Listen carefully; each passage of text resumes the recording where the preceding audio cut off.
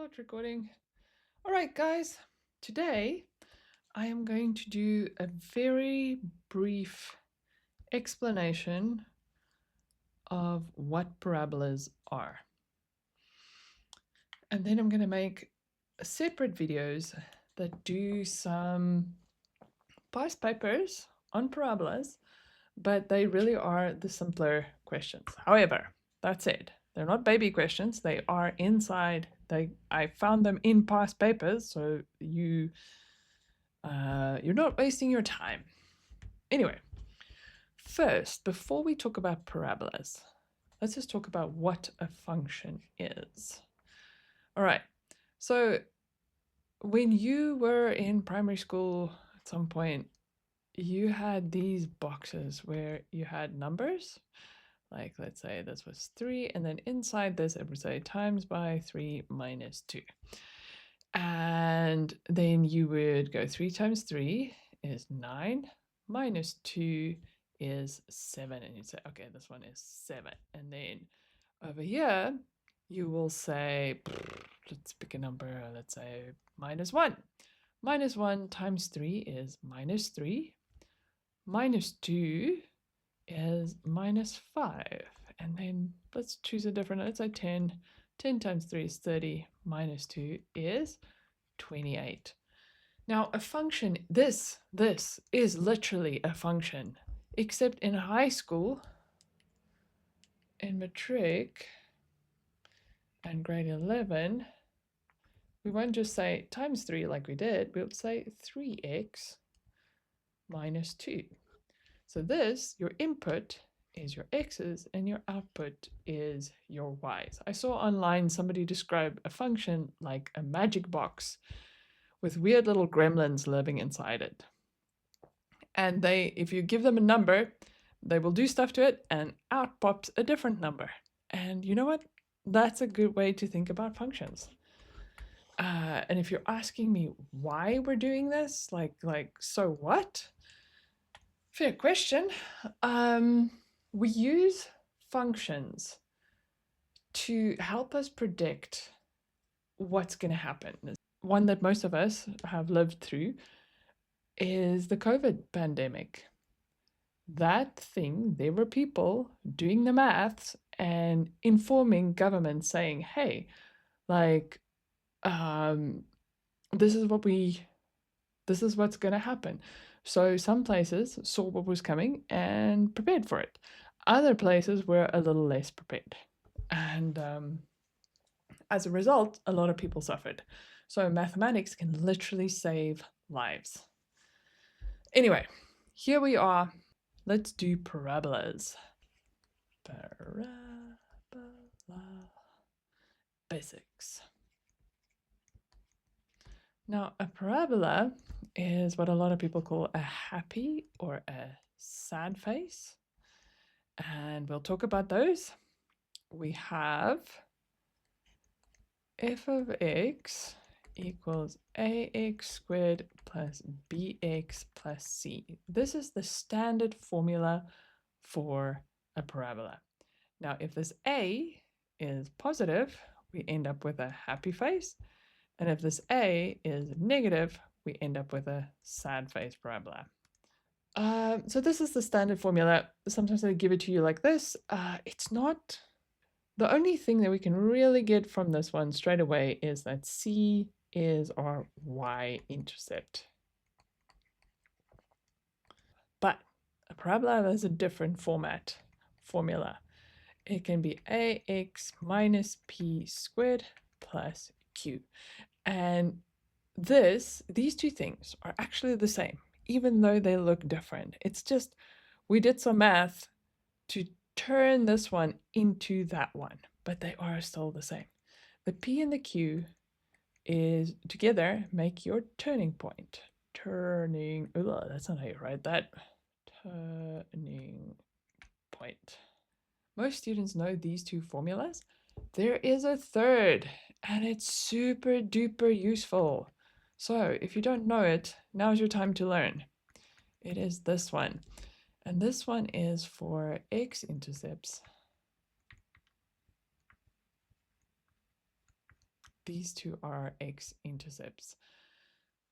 They're not your normal x. And I think one of the examples that we're working with actually we will use this formula.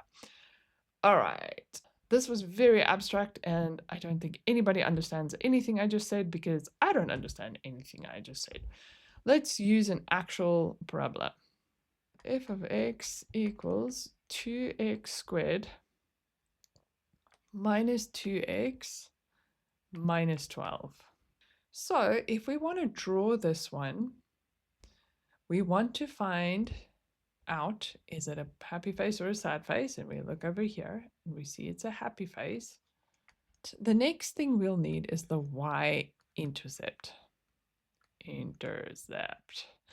Now, you can either set x equal to 0, or you can see, hey, we're in the standard form.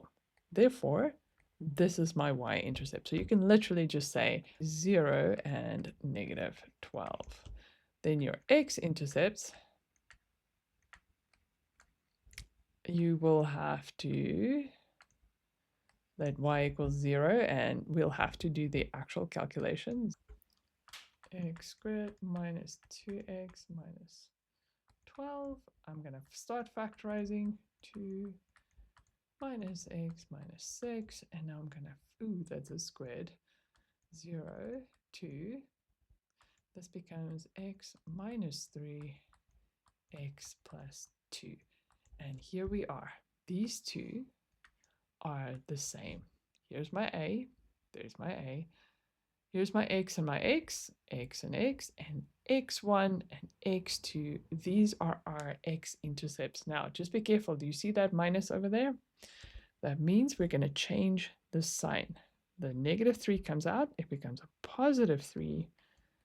And there's our first x-intercept. And our second intercept would be this one. Change the sign. 0. Bam. Okay. The last thing we need to do is to find the turning point. Now, I can take this equation and do a completion of squares, and everybody just went, oh no. And of course, there is an easier way. So let's do that. The way to find the turning point is x equals minus b over 2a. This is not on the formula sheet. You have to remember it. Remember. Okay, so for us, our x will equal to minus, and then in b's place we have negative 2, or up here is our original formula, negative 2, and then we have 2 times a, which is 2. And the minuses cancel out, and then we have 2 over 4, and that gives us a half. So that half is literally a half of our turning point. To find the other half, we substitute sub into original. Oh, no, we have slang for this now. Into the OG equation. The problem is this is probably going to date this video, and like if somebody watches this from like 10 years in the future, it'll be like lame. But I don't care. We have 2 times that squared minus 2 times a half minus 12. So you figure out what the answer is, and we end up with minus 12 comma 5, which means our turning point equals 0.5, or I could write a half, it's both are fine, minus 12.5 comma 5. All right, so that's our turning point. What does it look like inside an equation? It would be this equation. So we have f of x equals a, or a is still 2. X minus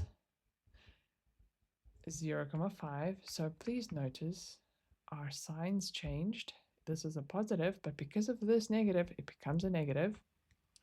And then we have Q, which is minus 12.5. And this positive won't change it. All right. Please notice your y-intercept was negative 12. And our turning point is negative 12.5. They're not the same thing. There are, in grade 10, they were, because it is possible to have parabolas with turning points on the y-axis, but that is not the norm. Now, unfortunately, I ran out of space and I wanted to draw this thing. Let me erase all of this. Yeah.